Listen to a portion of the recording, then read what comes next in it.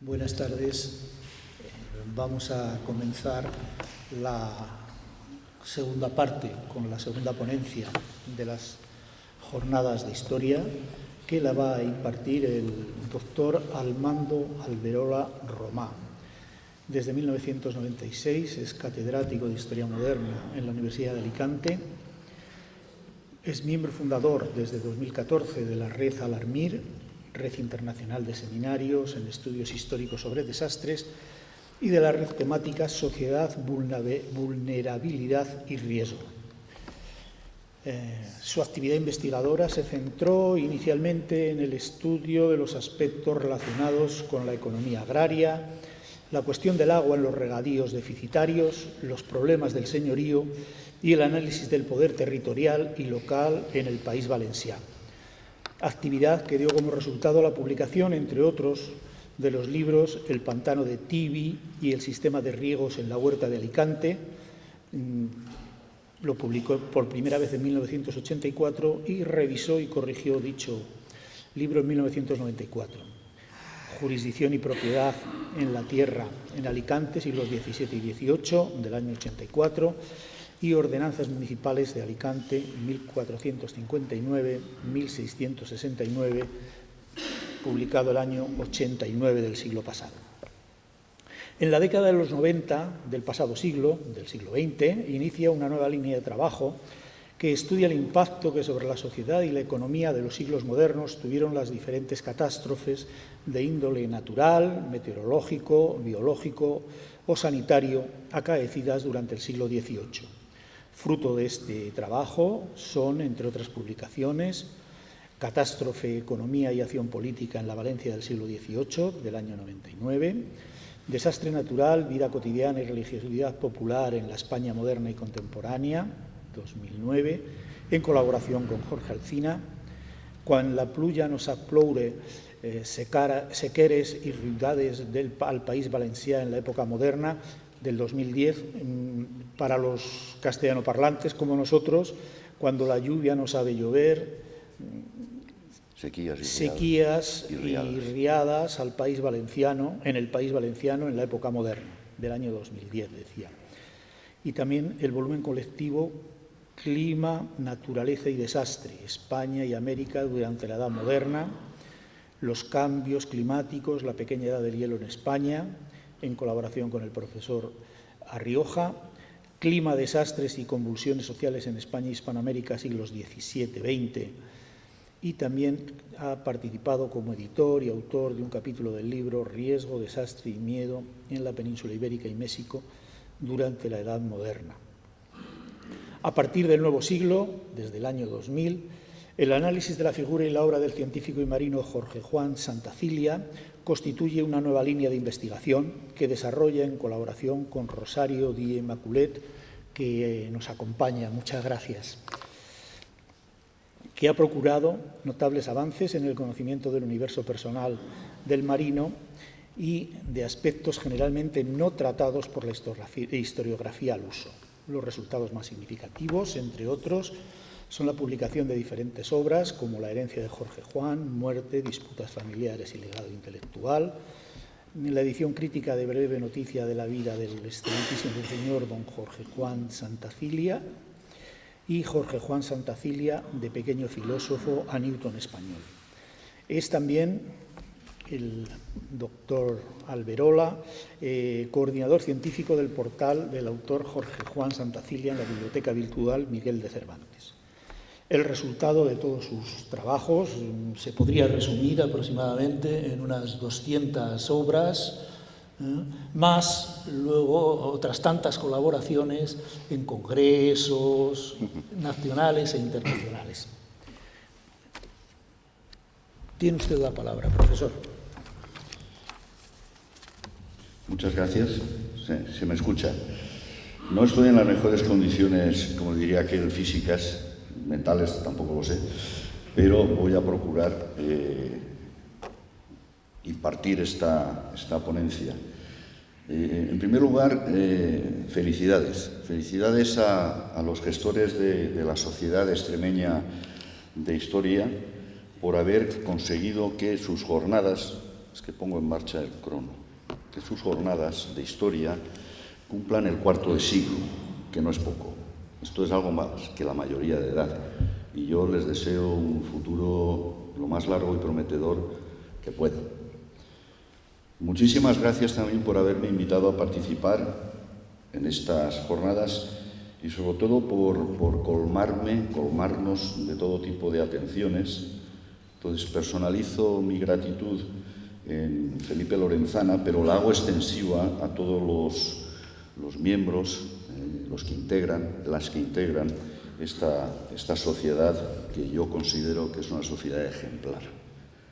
Gracias también al profesor Alfonso Gutiérrez por sus palabras, pero sobre todo por algo que no suele ser habitual, por habernos regalado a mi mujer y a mí su amistad casi al instante de habernos conocido.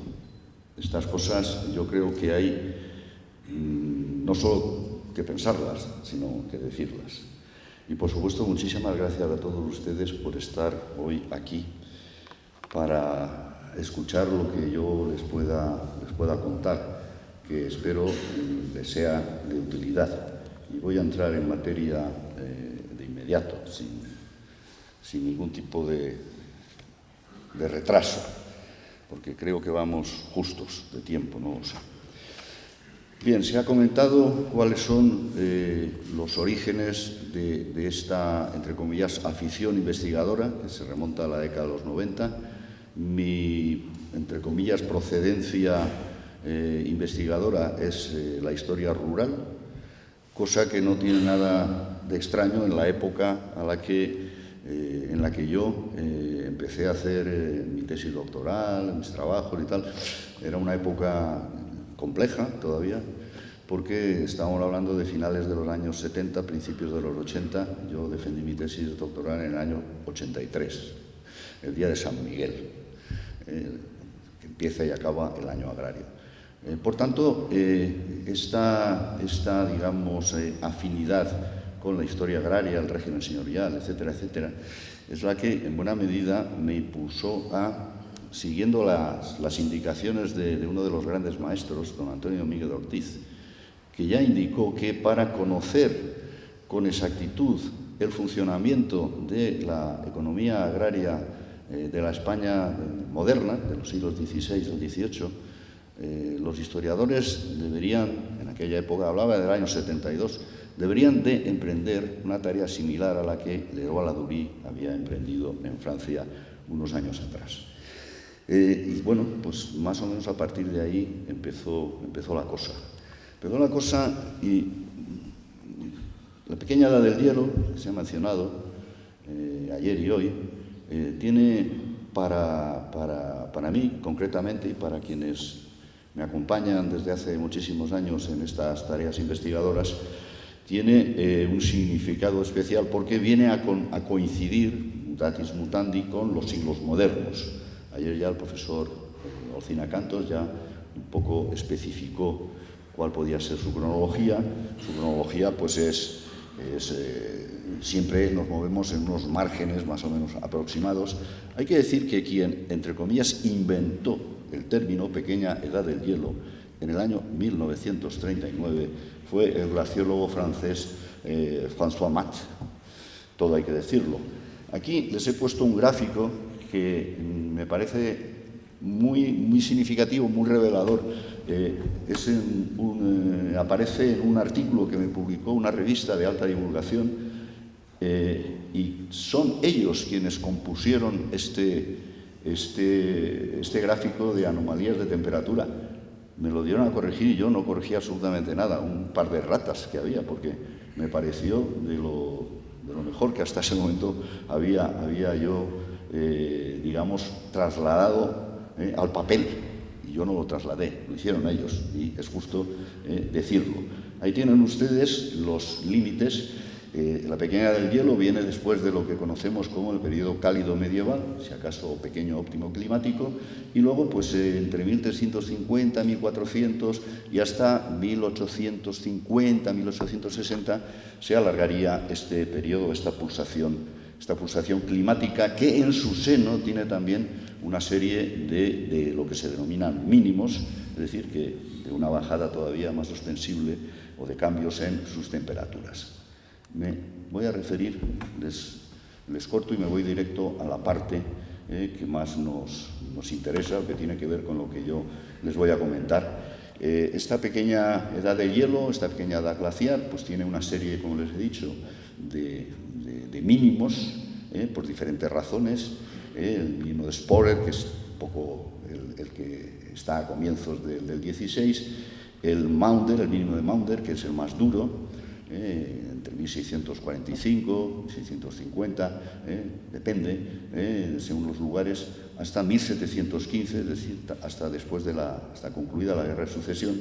Y luego ya a comienzos del siglo XIX tenemos el denominado mínimo de Dalton.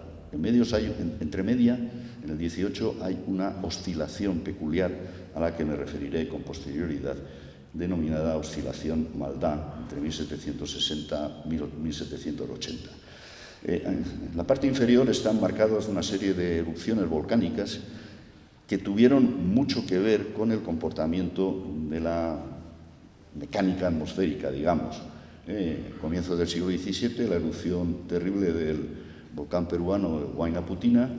En 1783, la terrible erupción del Laki, o de la Greta de Greenstoff en Islandia, que para mí esta erupción es la que ocasiona el primer año sin verano, aunque el primer año sin verano es el que se produjo en 1816 como consecuencia de la erupción, de la explosión del volcán Tambora en el lejano archipiélago de Sumbawa en el Índico.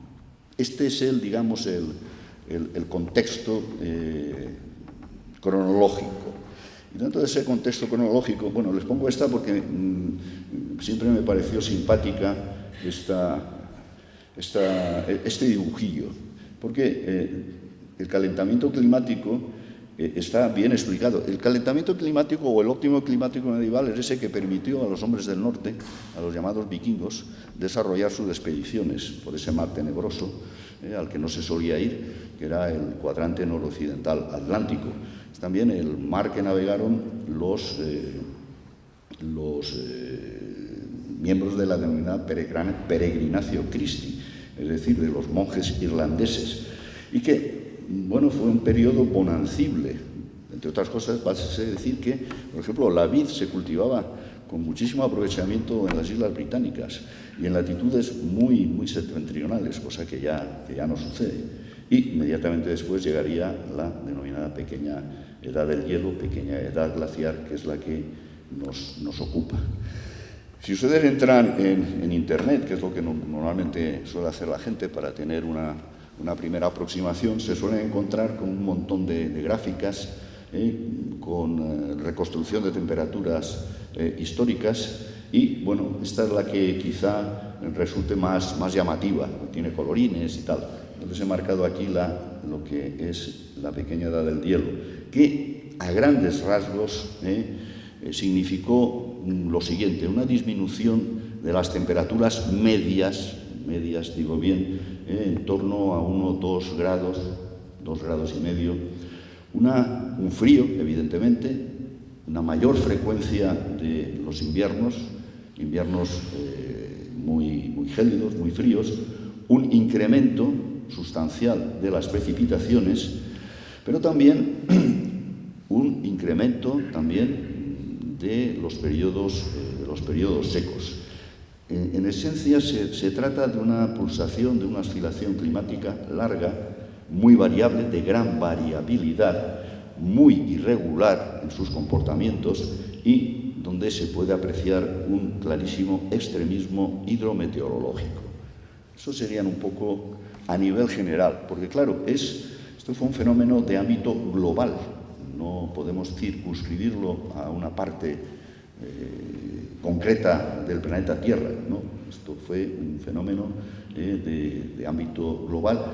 Ahora, eso sí, con peculiaridades, vamos a decir, de carácter regional bastante evidentes. Aquí tendrían, les he preparado este cuadro, que no sé si se lee. Sí, ¿Se lee? Bien, pues arriba tiene el periodo cálido medieval. No voy a repetir lo que hay ahí, porque no me gusta leer lo que pongo. Lo dejo para que ustedes puedan seguir un poco mejor el hilo de mis comentarios, que a veces pueden estar deslavazados, pero en esencia, pues el clima frío, fluctuaciones, aumento de la nubosidad, congelación, por ejemplo, de cursos fluviales, veranos cortos, veranos húmedos, estos que Leroy-Ladurie denominó veranos podridos, que no permitían tener cosechas suficientes. En la península ibérica nos vamos a encontrar con unos patrones de comportamiento muy parecidos, con ese extremismo hidrometeorológico, sequías, pero precipitaciones importantes con riadas e inundaciones, un frío singular y por ahí, ayer lo mencionó el doctor Olcina, el nacimiento de una actividad económica enormemente lucrativa que, como el espía, llegó del frío, el comercio de la nieve. Mínimo de Maunder, al que he hecho yo una referencia hace un instante, con los inviernos quizá más crudos, aunque se habla que en el 16 los hubo peores en toda Europa, y esa oscilación maldad seguida del mínimo de Dalton, a la que me referiré con posterioridad con algo más de detalle. Del ciclo climático actual no comento nada porque creo que ayer tuvimos suficientes comentarios por parte de Jorge Olcina. En esto lo reconocen porque además es la lámina que ilustra estas jornadas. Es la conocidísima tabla de Peter Bruegel el Viejo, es que aproximadamente pintada en 1565, que se encuentra en el Museo de Historia del Arte de Viena, que pasa por ser la primera representación gráfica o iconográfica de lo que fue el comienzo también de la pequeña edad del hielo. La obra es magnífica. Si ustedes la consiguen pinchar con suficiente calidad en Internet, observarán el detallismo con que está pintada. Bueno, José Miguel Viñas nos podría dar pues una charla al respecto, pero si van ampliando se pueden dar cuenta de todo. Cazadores en la nieve, se denomina, tiene más, hay hasta seis tablas, que perfectamente representan lo que eran esos inviernos terribles de comienzos de la pequeña edad del hielo. Bueno, ya había comenzado en el siglo anterior. No son las únicas representaciones. Podemos encontrarnos otras no menos relevantes, no menos impactantes, por ejemplo, estas de Abraham Hondius y de Hendrik Averkamp. La primera, la de arriba, representa lo que eran las denominadas ferias del frío. El Támesis se helaba en pleno mínimo de Maunder, como antes les he dicho.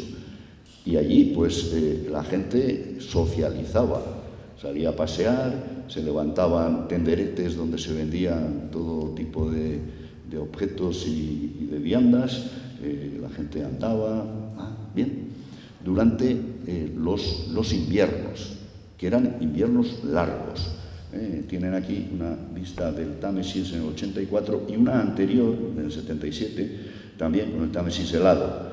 Y en Europa, en la parte holandesa, digamos, Averkamp nos refiere también pues, un paisaje helado, con gentes jugando a una especie, yo no sé si de hockey hielo o lo que fuere, pero también paseando sobre zonas heladas, presumiblemente lagos próximos a las ciudades. Un dato también a considerar es que durante la pequeña edad del hielo se produjo un avance, en unos momentos determinados, un avance sustancial de los glaciares alpinos, que es una de las, digamos, medidas que aportan los historiadores del periodo, los climatólogos históricos, para poder, digamos, dejar bien sentados sus afirmaciones. Ahora sucede todo lo contrario. Ahora si van a Centro Europa, si van a los Alpes centrales, el panorama es desolador. Yo no lo he visto, pero me lo ha contado y me lo ha enseñado un compañero del grupo de investigación, el profesor Cayetano Mas, que es aficionado al montañismo, o fue aficionado al montañismo, la edad no perdona, y que suele hacer cada verano visitas y, bueno, vuelve cada vez más desalentado. Vamos a España. Es difícil poder hacer un resumen en el espacio de tiempo corto o largo, según quien esté escuchando o hablando, de lo que este periodo supuso. Pero yo intento lanzarles una serie de ideas. Los inviernos muy fríos, muy secos. Aquí intervinieron mucho, y esto lo sabe muy bien Jorge Olcina y sobre todo Javier Martín Vide, los anticiclones de bloqueo en este periodo. Los veranos cálidos, sí, bueno, convivieron. No fue frío durante todo el año, ¿no? Las estaciones estaban más o menos definidas. No como ahora que parece que vamos perdiendo la definición de las estaciones, al menos las que yo conocí cuando era pequeño. Veranos cálidos pero cortos. Frecuentes episodios de precipitaciones de altísima intensidad horaria que daban lugar a riadas e inundaciones en otoño, pero sobre todo en primavera, y sobre todo en el Mediterráneo, en el Levante peninsular, conviviendo con sequías intensas. No era fácil vivir en la época, nevadas frecuentes, abundantes, de ahí, luego me referiré brevemente, ese comercio de nieve, y insistirles en que la pequeña edad del hielo, tiene como característica esencial su gran variabilidad térmica y evidentemente también hídrica. En el siglo XVI, ¿cómo podemos afirmar todo este tipo de cosas? Pues gracias a toda la gente que trabaja en este tipo de cuestiones.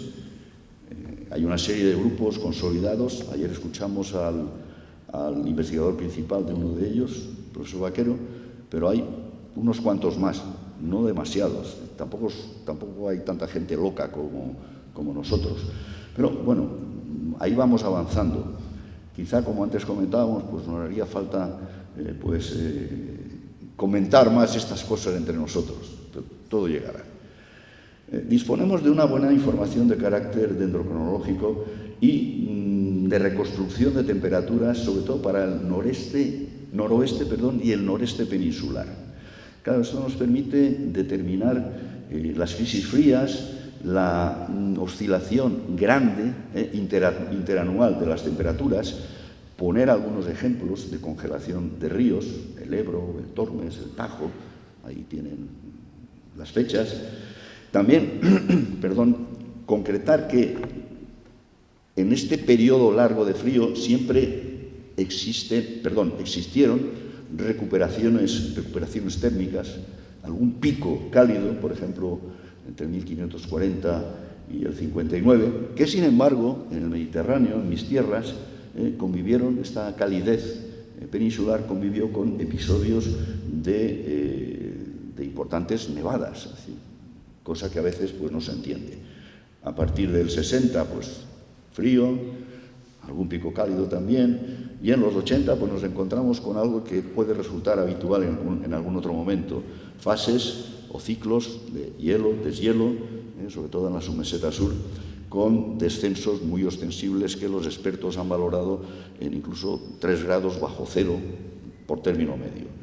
En el 17, que es donde se inscribe ese mínimo de Maunder, como les vengo diciendo, es cuando se produce un deterioro cada vez más general de las condiciones climáticas.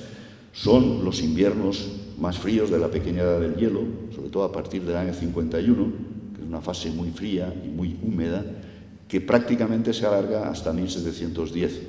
Antes les he dicho que el mínimo de Maunder lo podemos establecer entre 1640 1745 y 1715.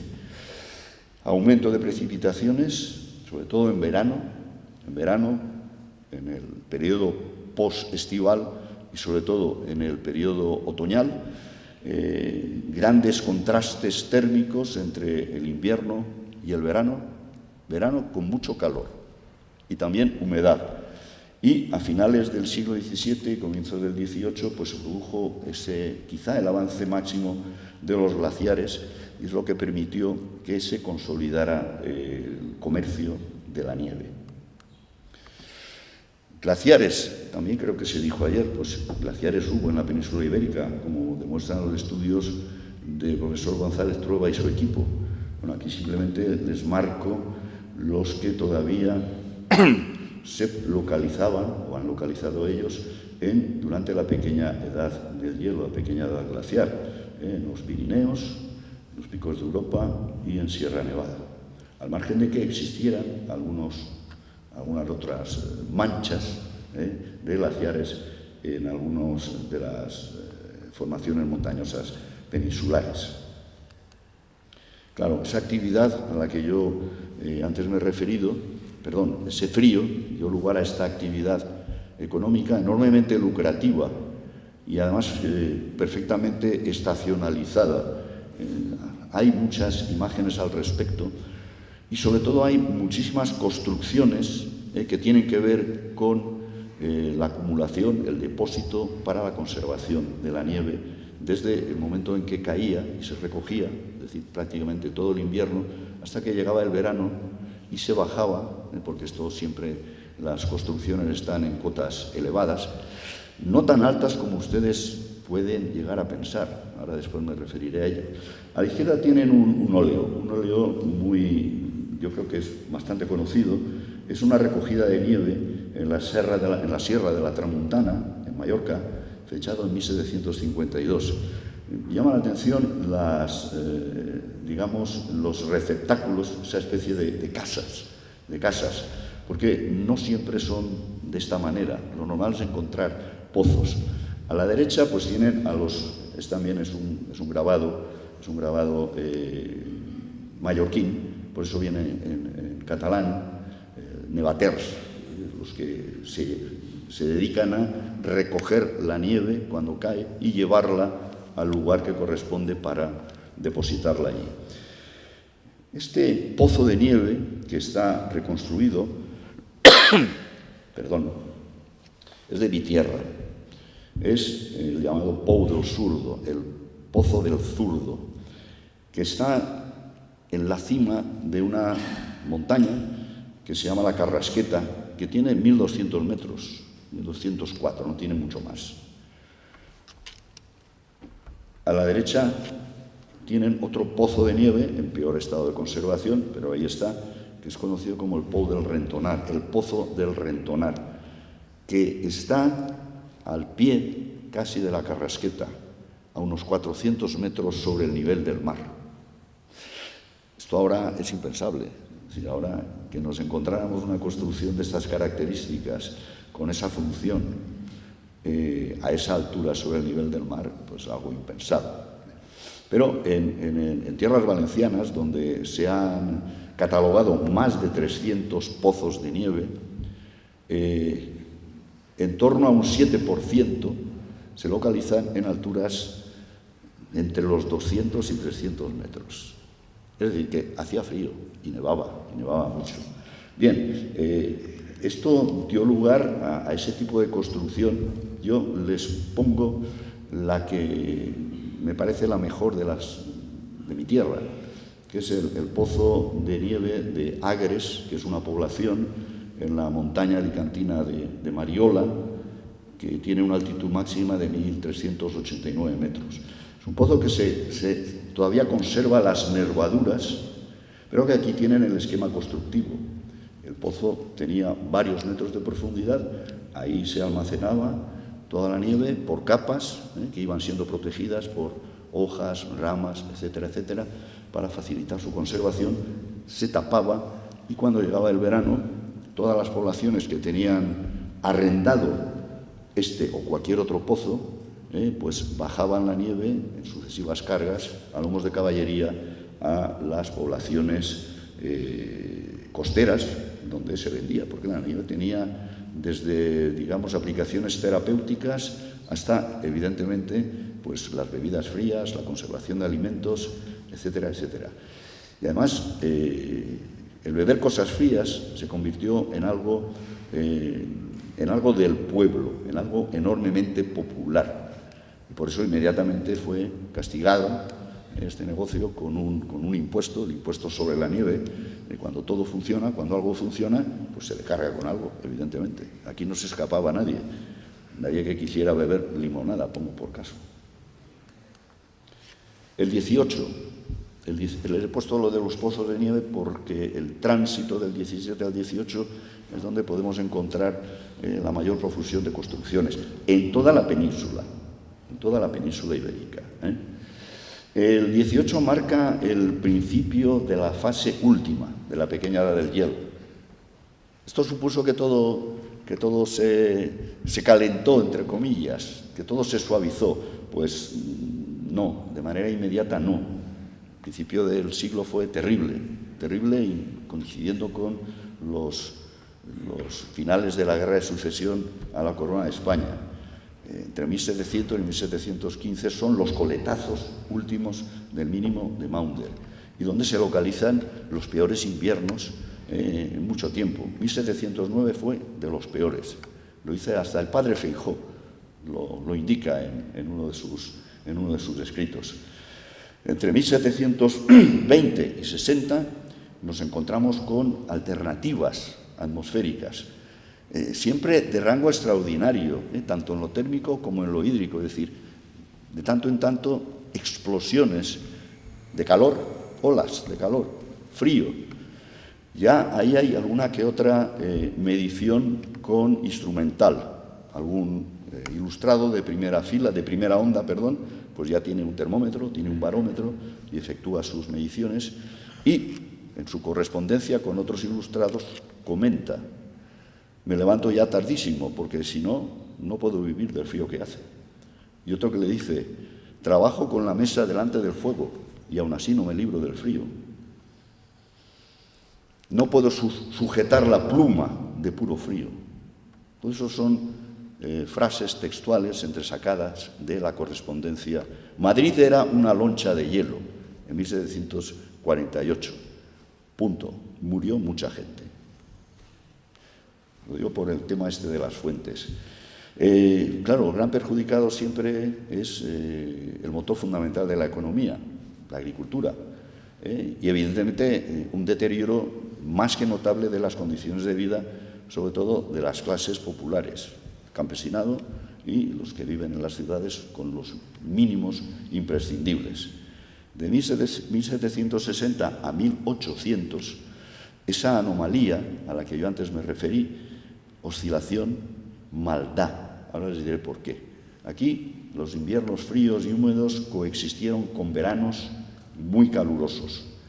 Se produjo una frecuencia cada vez mayor de las precipitaciones, riadas, inundaciones, pero coincidiendo con periodos de extrema aridez. En esta fase se produce la coincidencia en el tiempo de episodios extremos hidrometeorológicos de signo contrario a la vez. Sequías interrumpidas en el mismo año con riadas e inundaciones. Bueno, la fase final del periodo, pues se combinan los veranos, los otoños húmedos, con inviernos en ocasiones muy precoces y muy fríos, muy extremados, con mucha nieve, desastres agrícolas, crisis y todo lo que ustedes puedan pensar o traer a la cabeza. Y en el siglo XIX solamente lo pasaré casi de puntillas, porque tampoco soy contemporaneista, pero sí que conozco la fase. Ahí, a principios de siglo, entramos en otro mínimo, llamado mínimo de Dalton, donde pues, los inviernos suaves y los veranos calurosos en los primeros años se suceden. 1804, un invierno terrible. Grandes nevadas en 1806. Y luego las cosas siguen más o menos así hasta 1790, entre 1790 y 1830, que es lo que Mariano Barrientos, que es el gran investigador en climatología histórica que tenemos en nuestro país, en nuestro estado, es lo que denomina la última pulsación, la última fase, la última oscilación, la oscilación final. Fríos muy intensos, incremento de las nevadas, precipitaciones extraordinarias, descenso de los periodos secos, en fin, esto es un flash. Es complicado llegar hasta aquí, pero bueno, ahí se lo dejo. Aquí tiene la oscilación Maldá. Tomo evidentemente a Mariano Barrientos y a Carmen Yassat, que son los descubridores de la anomalía Maldá, que está aquí marcada y en la cual, si observan, las sequías, este es el índice de sequías, coinciden en la misma secuencia cronológica con el índice o los índices de inundaciones catastróficas. 1750, 60, 1800. Después les diré por qué lo de Maldá. Más iconografía. Los años 80 del siglo XVIII fueron muy malos. Alguien dijo algo ayer al respecto, no recuerdo quién, pero en efecto, he analizado esta década con detalle con una colega mexicana y hemos efectuado una comparación entre la década de los 80 en la península ibérica y los años 80 en México. Nosotros aprovechando que la anomalía Maldá pasa por ahí, pero nuestra colega mexicana tomando en consideración los ciclos del Niño. Y existen unas similitudes que por lo menos llaman muchísimo la atención. Este cuadro, bueno, no es un cuadro, es un tapiz, es un cartón para tapiz de Goya, yo creo que muestra perfectamente la crueldad de esa década de los 80. Creo que está fechado en 1886. 1883 fue un año muy malo y los sucesivos también. Pero en el siglo XIX tenemos estas imágenes de Federico Brambilla. Este fue uno de los pintores de la expedición Malaspina. Y lo que aquí tenemos son algunos de los sitios reales, es decir, donde iba la corte, que se movía según las estaciones, por algo sería, en pleno invierno. Creo que son elementos visuales fundamentales. Yo siempre digo que nunca hay que desperdiciar fuente alguna, del tipo que sea. Bueno, esta es la monografía a la que antes se refirió de pasada Alfonso Gutiérrez, y aquí pues sería el resumen. Muy duros los siglos XVI y XVII, en la tercera década del XVIII una cierta suavización, que luego en los años 60 pues se complica, la oscilación final, el comercio de la nieve, la fluctuación climática de gran variabilidad térmica, que es la pequeña edad del hielo. Fuentes para el estudio, porque algo había dicho yo al respecto, que iba a hablar de fuentes, pero claro, hasta llegar hasta aquí, pero voy bien de tiempo, ¿no? Vale.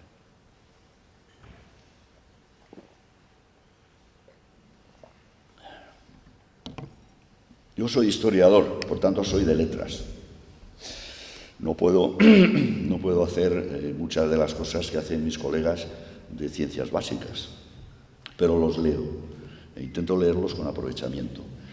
Para el estudio del clima del pasado y sobre todo de los acontecimientos extremos, porque a fin de cuentas lo que yo estudio y estudian los que integran mi grupo son estos acontecimientos extremos del tipo que sean. Es decir, ¿por qué? Primero, porque dejan huella.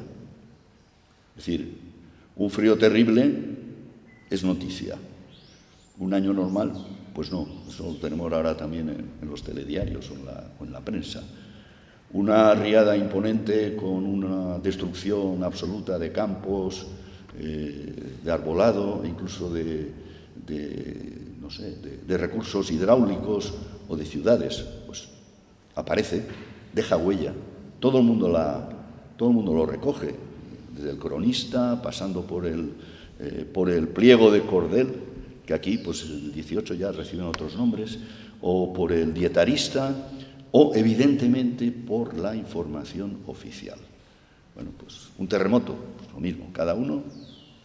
Bueno, nosotros nos dedicamos a esta cosa que llamamos catastrofismo histórico. Y Christian Pfister, este gran climatólogo histórico suizo, definió, yo creo que acertadamente, los dos archivos a los que se puede recurrir: el archivo natural y el archivo humano. El archivo natural, bueno, tenemos aquí la dendrocronología, la glaciología, el estudio de los sedimentos, los espeleotemas, que hacen su función y nos dan las claves para poder interpretar el funcionamiento de los climas del pasado, de los siglos pasados. Cierto que utilizan un instrumental, digamos, sofisticado, que utilizan un instrumental caro, que evidentemente sus proyectos de investigación tienen un coste muy superior a los que pueden tener los proyectos de investigación en la misma línea, pues, de gente como yo, que nos apañamos casi con 4 duros. Pero lo que ellos hacen y descubren es posible después verificarlo o no con la información, con el análisis, con el estudio histórico. Y algún ejemplo diré después. El otro archivo es evidentemente el humano. El humano, pues, que descansa en los fondos documentales que tienen esa característica, que son terribles, que pueden impresionar. Que yo recuerdo que Mariano Barrientos, no sé si a José Miguel también, alguna vez ha comentado que él ha trasladado en medidas lineales la cantidad de metros de archivo que ha vaciado. Ya es algún kilómetro. Es cierto que lleva trabajando también como yo desde los años 90. Bueno, ahí encontramos nosotros fuentes. El archivo humano proporciona información cualitativa que nosotros intentamos, en la medida de lo posible, después de consensuar determinadas metodologías, transformar en algo que se pueda también cuantificar y poder elaborar, pues, esas gráficas, esas series, esos índices medios de sequías o de inundaciones, bueno, los proxy data. Porque hasta que llegue el periodo instrumental, es decir, hasta que se disponga de mediciones llevadas a cabo con instrumentos científicos, hasta que haya observatorios, y sobre todo observatorios en serie, y eso hasta la segunda mitad del siglo XIX no se produce, y de aquella manera también en ocasiones, hasta ese momento tenemos poca información de carácter instrumental, tenemos alguna, pero tenemos muchísima información que yo ahí les pongo narrativa. Ahora pondré otra diapositiva para profundizar un poco. Tradición oral, textos escritos, documentación oficial, rogativas, ya se ha comentado, es la mejor fuente documental, además con un, digamos, protocolo metodológico reconocido y aplicado por todos, que define a la perfección las sequías, sobre todo las sequías de carácter local y de ciclo corto. Es la mejor fuente. Memorias y libros de familia, allá donde los haya. Los hay en Cataluña, abundan. Los hay en el sur de Francia. Los hay también en Italia. Bueno, pues si uno se tropieza con alguno de ellos, muchos de ellos están transcritos, no son libres, son libros de pagés, de campesino. Crónicas, dietarios, noticias y relaciones de sucesos, ahora me referiré. Prensa que no es periódica, pero que lo he puesto ahí a propósito, porque no tiene nada que ver con la prensa que sale todos los días ahora. Epistolarios. Y luego también hay información numérica que podemos extraer, pues, de las fechas de las vendimias, del alcance de las cosechas, los precios de los alimentos, los salarios. Todo está conectado, todo está conectado. Es decir, ayer nos hablaban de la utilización de ese informe en Zafra, que abarca desde 1750. Bueno, ahí hay una documentación que nos dijeron, día a día se puede seguir. Claro, ahí hay que incorporarle a lo mejor otra. Oiga, ¿qué pasó cuando desapareció la tasa de granos? Porque el grano estaba tasado hasta 1754. Eso se nota en los informes que hace o no. En fin, tenemos siempre que contextualizar y curarnos mucho en salud, como digo yo.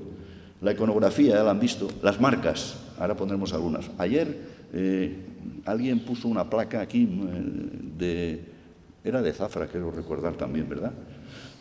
Sí, pues epigráfica, arqueológica, hoy seguramente nos alumbrarán muchos de los rincones oscuros que tenemos con la siguiente ponencia.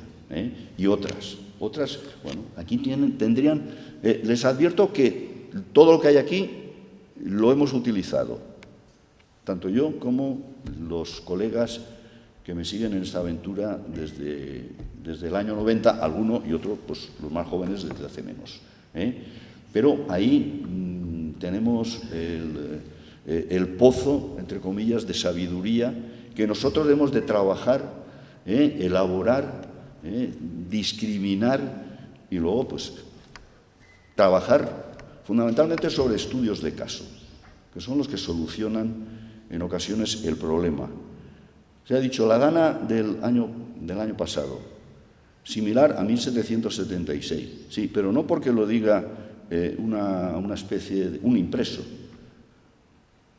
Es porque hay estudios desde el año 99 del siglo pasado que tienen analizado precisamente ese episodio terrible. Y coincide. Las manifestaciones que se produjeron de carácter hídrico coinciden con las del 76, 1776. Bueno, ahí tienen fechas de vendimia y de recogida de sal. Les puede llamar la atención. La sal funciona como la agricultura, es decir, tiene sus ciclos de cosecha y se ve afectada por el comportamiento del tiempo, vamos a llamar así, del tiempo a lo largo del año, de la misma manera que las vendimias. La vendimia no siempre se efectúa en la misma fecha. Y precisamente porque no se efectúa en la misma fecha, porque el clima condiciona. Cuidado con el clima es una variable más que nosotros hemos de utilizar para la investigación histórica. Pero ojo con el determinismo, eso hay que desterrarlo. El clima es una variable más. Bueno, pues las fechas de la vendimia, que dan como resultado una técnica que se llama la fenología, pues es la técnica que utilizó Leroy-Ladurie para secuenciar larguísimas series a lo largo de todo el siglo XVIII en Francia. Claro, las fuentes documentales tienen una serie de exigencias que las han de cumplir. Oiga, con una carta tengo bastante para... No, mire usted. Con una fecha, no. Usted tiene que tener una serie, primero, que sea fiable, si es oficial, mejor. Segundo, que sea continua en el tiempo, en la larga duración. Y tercera, que pueda ser seriada. Como mínimo, estas son las obligaciones que han de cumplir las fuentes. Y a partir de ahí vamos ensayando con nuevas. Consumo de leña y de carbón. Es otro elemento importante. Claro, tiene un problema o tiene un matiz. No todo el mundo podía comprar leña y carbón. Claro, tenemos informes o informaciones importantes sobre chimeneas de clases superiores, de clases privilegiadas, de los nobles, de los reyes. Pero ¿qué pasaba en las chozas en ocasiones campesinas? Ahí se nos escapa. Pero evidentemente si sube el consumo y suben los precios es por algo. Aquí hay un experto, que es Fran San de la Higuera, en este sentido. La nieve, no insisto más. La correspondencia es una fuente magnífica, espectacular, que reúne esos requisitos, pero que obliga a desarrollar una metodología muy precisa. El análisis léxico, que antes se ha puesto de manifiesto, resulta ser absolutamente imprescindible. Claro, no es lo mismo para una persona una cosa que otra. Entonces tenemos que tener. Y he de decirles que yo he vaciado buena parte de los epistolarios de Gregorio Mayans, que tiene 32, con la práctica totalidad de los ilustrados españoles a todos los niveles, desde funcionarios reales hasta, digamos, colegas. Y, bueno, pero también hemos vaciado la correspondencia de los reyes con sus familias, todos los Borbones. Y ahí encontramos también singularidades. Hay alguno, pues, que se podía convertir en una especie de, no sé cómo decirles, pues a ver si doy con la palabra exacta, comunicador del tiempo, Carlos III. Carlos III, que tenía de ilustrado lo que tenía, nunca tuvo un termómetro, pero cazaba todos los días del año menos uno. Bueno, por un problema, porque él no quería morir de melancolía, como quienes le habían precedido en el trono español, Felipe V y Fernando VI. De melancolía quiere decir como una cabra. Entonces, Carlos III le escribe a Felipe de Parma, por ejemplo, y voy rápido ya, o a Bernardo Danucci, a quien dejó en Nápoles cuando se vino aquí en el año 59, las piezas que caza al día, el tiempo que hace, qué bien que lo tolero, qué mal que estoy, qué raro que no haya nevado todavía aquí. Bueno, cruzada esta información con toda una serie de informaciones que poseemos, pues evidentemente nos permiten afirmar ciertas cosas. Los folletos, los pliegos de cordel, lo que en el siglo XVIII ya se llaman relaciones de sucesos, las noticias, las cartas, por eso están en cursiva, proporcionan una información importantísima y también de un carácter cualitativo, yo diría que muy profundo. Las rogativas, no insisto, pero también los sermones. Hombre, un sermón, lea usted el sermón a ver qué pasa. Iconografía, marcas, bueno, me tomo aquí, bueno, para que vean un poco, hay de todo tipo. Esto es un informe de una población que ha sufrido, pues, a mediados del siglo XVIII, pues, el apedreo de todas sus cosechas. Claro, ¿apedreo qué es? Pues, cuando no se sabe y tal, bueno, pues pedrisco, una tempestad veraniega. Aquí a la derecha, pues, una certificación del cura. El cura certifica que ha pasado esto y tal y cual. Sí, porque el Señor en su gran bondad decidió castigarnos. Pero tiene un efecto fundamental para cuando se solicita del Consejo de Castilla, ya en el siglo XVIII, que es el máximo órgano interno de gobernación, una ayuda, sobre todo, fundamentalmente, las ayudas que se dan no consisten en proporcionar dinero, sino en quitar tributos o parte de los tributos durante un tiempo. Aquí nadie da nada, desde arriba. O, no sé, el grueso expediente de la inundación y prácticamente destrucción de Tortosa, la ciudad de Tortosa por el Ebro, en 1787, en octubre. Cosas de este estilo. Bueno, también los impresos, sermón de rogativas, el sermón que los solemnes cultos, es que estoy buscando, para el restablecimiento de lo perdido en la estupenda avenida del Ebro. Este es el calificativo que ponen, estupenda porque sería brutal, como fue en 1787 en Tortosa, y al año siguiente volvió. Y bueno, pues un pliego, esto está cosido a un pliego en catalán, donde hay una rogativa, que parece que tiene efecto porque la lluvia parece que se abate sobre la población. Noticias y relaciones de sucesos de todo tipo. Yo acabo de sacar con un colega un artículo sobre el terremoto de 1748 llamado de Montesa, que ya no se llama Montesa, porque gracias a la colaboración entre historiadores y sismólogos conseguimos averiguar que el epicentro del terremoto no estaba en Montesa, sino estaba en... Bueno, lo averiguaron los sismólogos. Nosotros proporcionamos los datos y se le cambia el nombre. Yo me resisto a llamarle de Estubeny, que es la población donde realmente, y le sigo llamando de Montesa Estubeny, porque tengo una cierta relación con él. Bueno, pues el último trabajo sobre este terremoto, que fue el primero que apareció en la prensa en 1748, tanto en la Gaceta como en el Mercurio, pues hemos utilizado una docena de relaciones. Relación puntual, relación verdadera, relación, en fin, que tienen cada una de ellas una utilidad. Unas tienen tres folios, otras tienen 15, otras están basadas en información oficial, otras no, otras especulan. Pero bueno, noticias de lo acaecido, se ha mencionado el terremoto de Lisboa, un torrente, lo que sucedió, un romance heroico, se ha mencionado también, de la riada del Turia de 1731 en la ciudad de Valencia.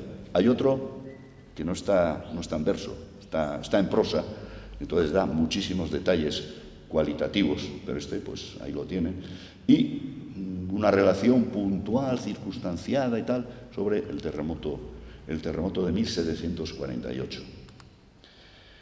La prensa, Gaceta de Madrid y Mercurio, proporcionan información sobre acontecimientos extremos de consecuencias catastróficas.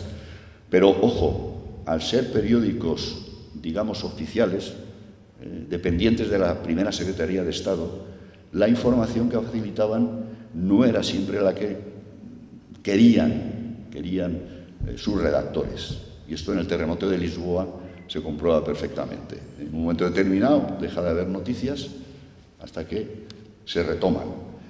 En el grupo, dos ya doctores han trabajado, uno en la Gaceta de Madrid y otro en Mercurio Histórico Político, lo han vaciado de manera sistemática y, bueno, elaboraron una base de datos en torno cada uno a 35 o 40.000 entradas, donde constan todos y cada uno de los acontecimientos que publicaron sobre esta temática. Pero quizá el periódico más interesante es el Memorial Literario, Instructivo y Curioso de la Corte de Madrid. Tiene una menor cronología, solamente estuvo activo entre 1784 y 1808. Pero este es un periódico que podíamos denominar ya ilustrado, avanzado, dentro de los parámetros que en la época podríamos considerar como, entre comillas, progresistas, donde tenían cabida investigaciones, donde tenían cabida algo que resulta muy importante para los trabajos que nosotros hacemos. Ahí aparecieron por primera vez los diarios meteorológicos seriados. Ahora, yo lo hacía en su momento, escribí un artículo, ahora comentaré algo más. Luego los dietarios. Los dietarios son una fuente que también hay que llevar su cuidado, porque es lo que escribe una persona porque quiere. Y porque quiere dejar constancia, porque quiere guardar memoria, como ellos dicen, de acontecimientos extremos que de otra manera no se conservarían en el inconsciente colectivo. Este es el denominado calaix desastre, el cajón desastre, de don Rafael de Amat y de Cortada y de Sant Just, varón de Maldá. Maldá, le suena, ¿no? La oscilación Maldá. Bueno, pues este señor es autor de un diario, de un dietario, que son 52 volúmenes manuscritos que se conservan en el Archivo Municipal de Barcelona, entre 1769, que lo comenzó, ahí tiene la primera hoja, hasta que falleció en 1819. Mariano Barrientos y Carmen Yassat lo analizaron.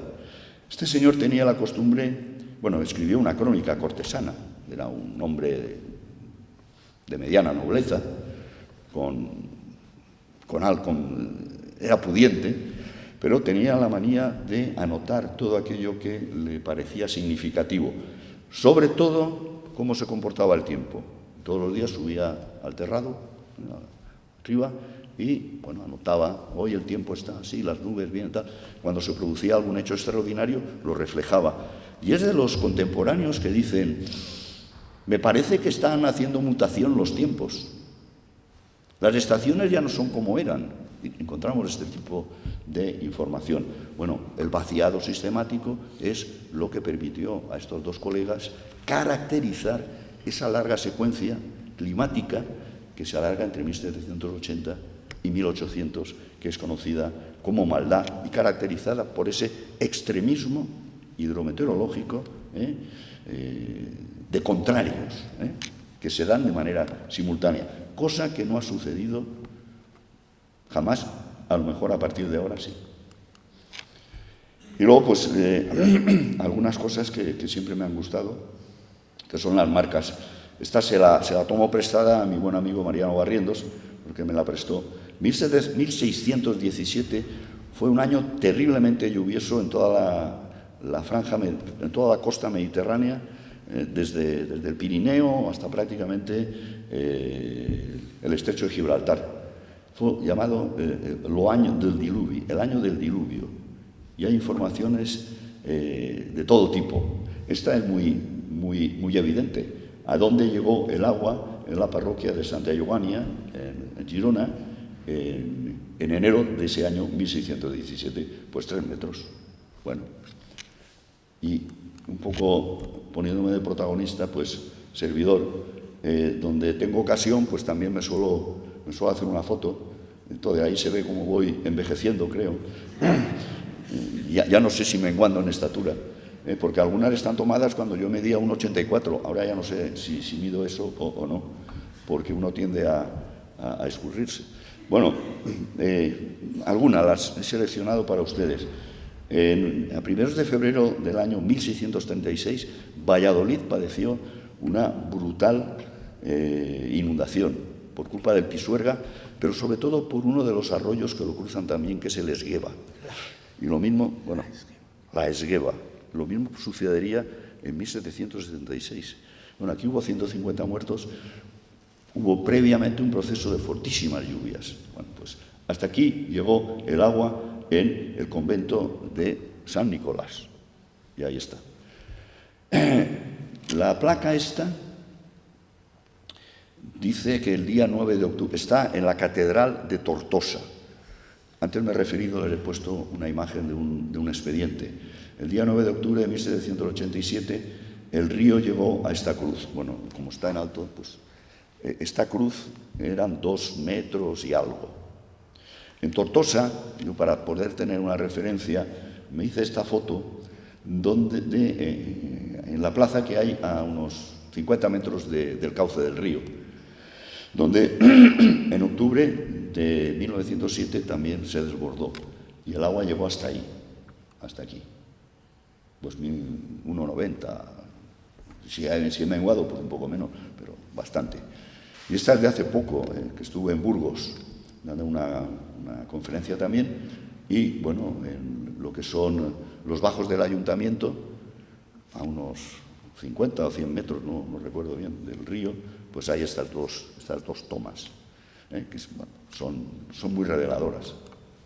Bueno, instrumental también. Les he dicho que de manera individual, pues el barómetro, el termómetro, pues comienzan a tener, desde mediados del siglo XVII, comienzan a tener sus aficionados, que son médicos o son, como se dice en la época, filósofos, entre comillas, científicos, que se dedican a efectuar mediciones de carácter personal y que a veces las dejan escritas. Pero quizá el primer intento de seriarlas fueron las llamadas efemérides barométricas médicas matritenses, auspiciadas por un médico real, Francisco Fernández Navarrete, y, digamos, financiadas por la Academia de Medicina de Madrid. Duró poco tiempo, empezó en los años 1736 y hay una serie muy corta que obedece a este esquema. Se trataba de recoger pues, el valor del barómetro, los vientos, la luna, etcétera, etcétera. El memorial literario, como antes les decía, sí que es el primer,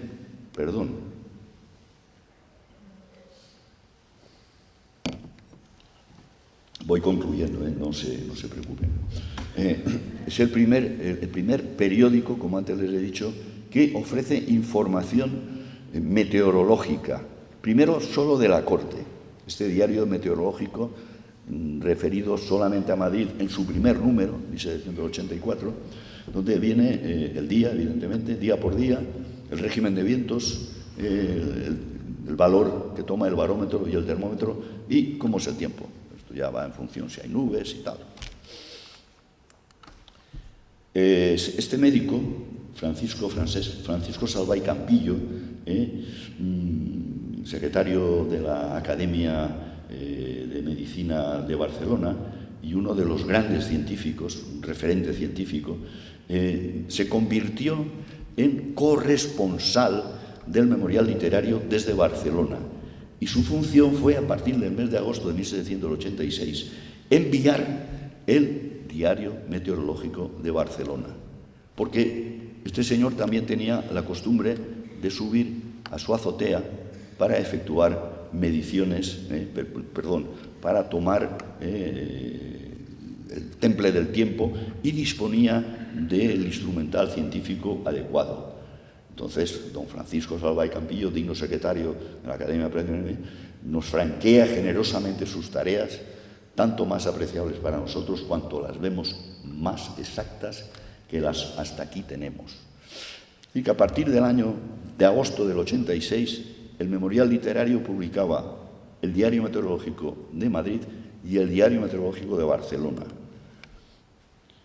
El Diario Meteorológico. Porque el periódico de Barcelona, no se comienza a publicar hasta el 1 de octubre de 1792. En ese año, Salvá ya efectúa las mediciones para publicarlas en el diario de Barcelona. Y todavía le da tiempo, hasta que cierra el Memorial Literario, para hacerlo. Si van por Barcelona y van por una calle del casco viejo, que se llama la calle Petritxol, se encontrarán con esta cerámica, donde dice: el doctor Francesc Salvá y Campillo, eminente hombre de ciencias, nació, vivió y murió en la casa número 11 de esta calle de Petritxol, en homenaje de sus vecinos en 1958. Pero abajo, y por eso también la pongo, Montserrat Caballé trabajó en la Casa Comella, que está al lado, en el año 1950. En fin, todo tiene su aquel.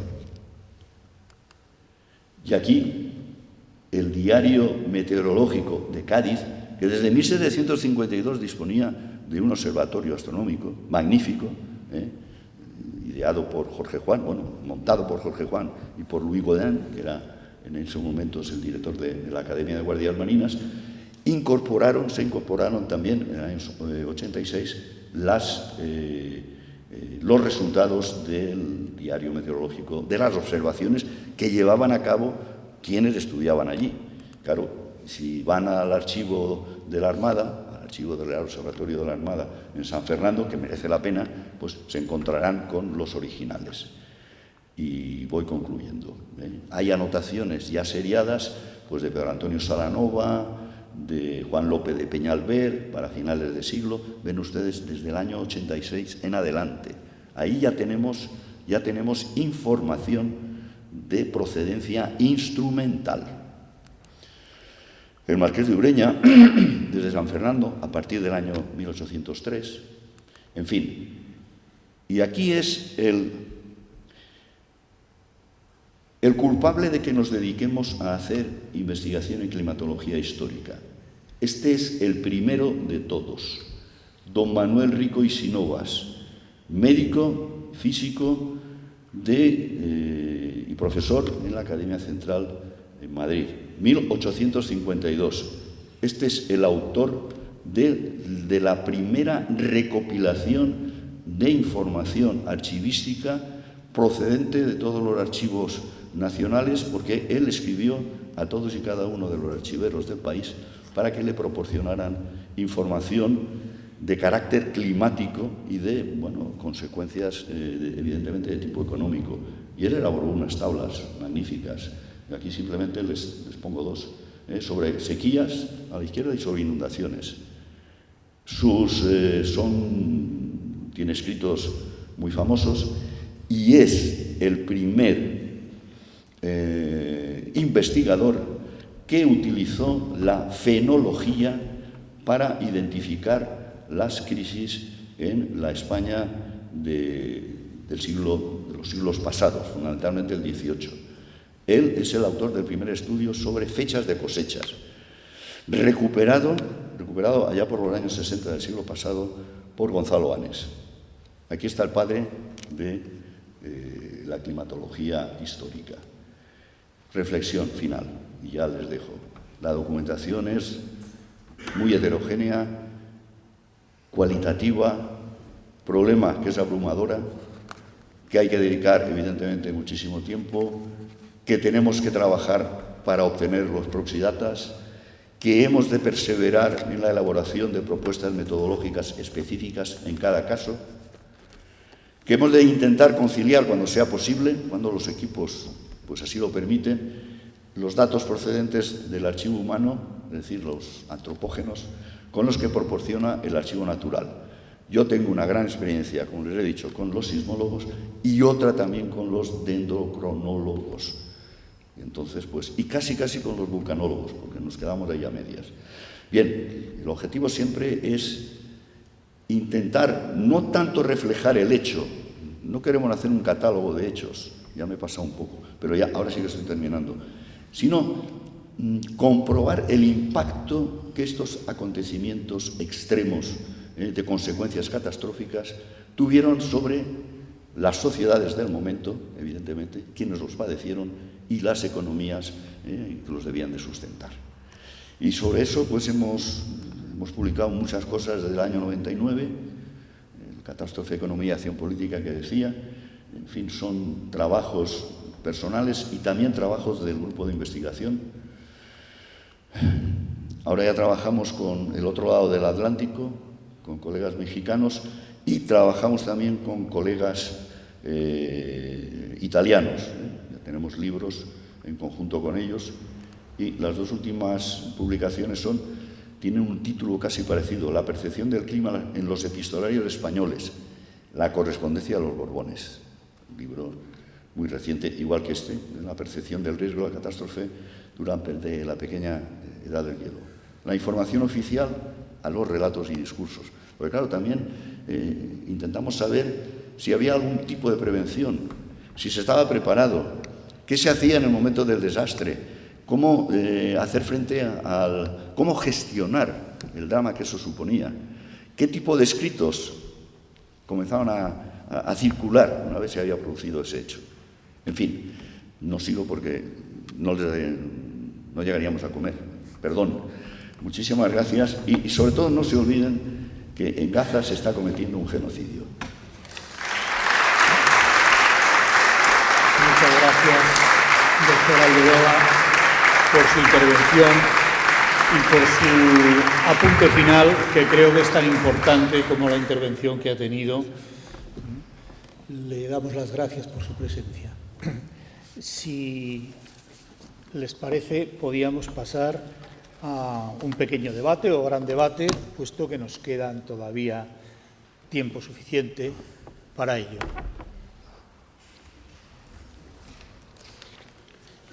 Pueden hacer referencia tanto a la intervención del doctor Alberola como a las comunicaciones anteriores.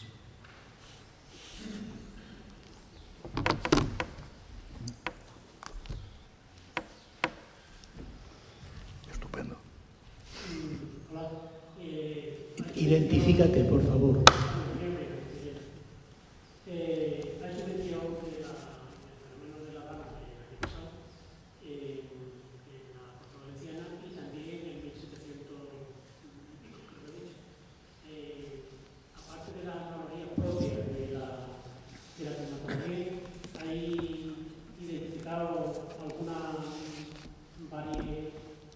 variedad, coincidencia, que sea de reflexión, aparte de que ahora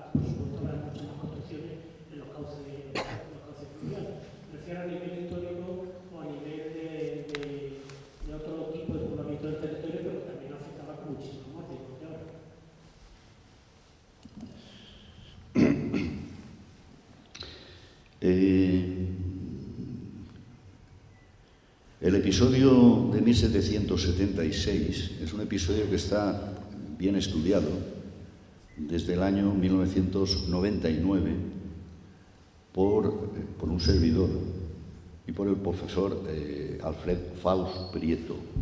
Yo, utilizando documentación conservada en el Archivo Histórico Nacional, y el profesor Prieto utilizando documentación de carácter municipal. Posteriormente, en el año 2010, hubo otra vuelta de tuerca por mi parte en este libro que está en valenciano, que es Cuando la pluja nos aplaude. Ahora, a ver, el proceso es muy similar, si es a lo que se refiere. Y además yo, cuando empecé a escuchar las barbaridades que se dijeron en los días inmediatos, pues cogí la pluma, porque yo tengo repentes, cogí la pluma y escribí un artículo periodístico largo con fundamento histórico. Se lo mandé al director del periódico de Alicante y me llamó, me dijo que sí, que adelante y tal, y salió en el periódico de mayor tirada de Alicante, de Valencia y de Castellón. Yo ponía de manifiesto estas circunstancias, que luego ha servido para que algunos lo hayan utilizado, cosa que me parece bien. El episodio tiene mucho que ver, el de ahora. Dice, es que dijeron que caerían no sé cuánto. Bueno, el problema es dónde caen.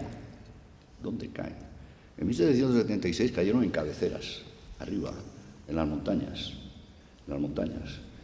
Y se daban una serie de circunstancias que ahora no se dan. Por ejemplo, en aquella época había una actividad económica enormemente importante, sobre todo para los intereses del Estado, que era el transporte de maderas por flotación. Los ríos valencianos, el Turia y el Júcar, pero sobre todo el Turia, se utilizaban para ello, porque desde la serranía de Cuenca se lanzaban los troncos, los asentistas de la madera del rey, y por el cauce iban circulando hasta el Grao, y desde allí embarcaban para Cartagena, para la renovación de la flota, desde época del Marqués de la Ensenada.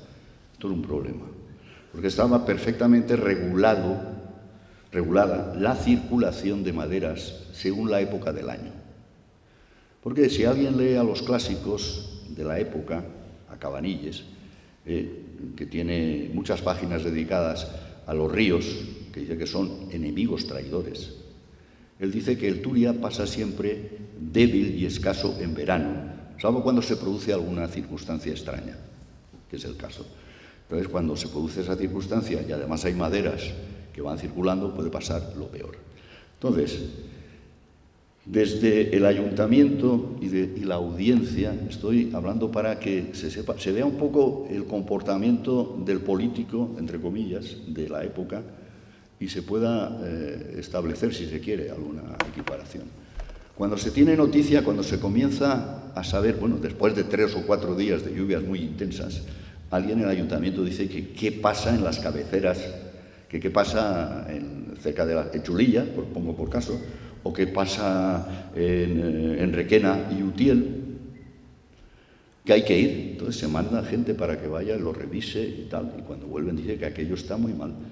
Entonces, el cauce del río Turia, que entonces atravesaba la ciudad hasta el famoso Plan Sur, bueno, el cauce del río Turia pues se llena de agua, los troncos taponan puentes, rompen el último puente, el puente del mar, le rompen 3 ojos, quedan destruidos, y luego se desparrama hacia la margen izquierda e invade toda la zona. Y a eso se añade toda el agua que viene, ahora se han hecho famosos, por el Barran de Torrent, por el Barranco del Pollo, por etcétera, etcétera, etcétera. Es decir, que las circunstancias son muy parecidas, muy parecidas. El grado de ocupación era el que era. El grado de destrucción, muy elevado. Se destruyen prácticamente las mismas poblaciones que en la actualidad, porque estaban al lado. Muertes, pues hay un centenar largo. La solidaridad también está ahí. El intentar poner remedio de manera inmediata, también. Esto, grosso modo.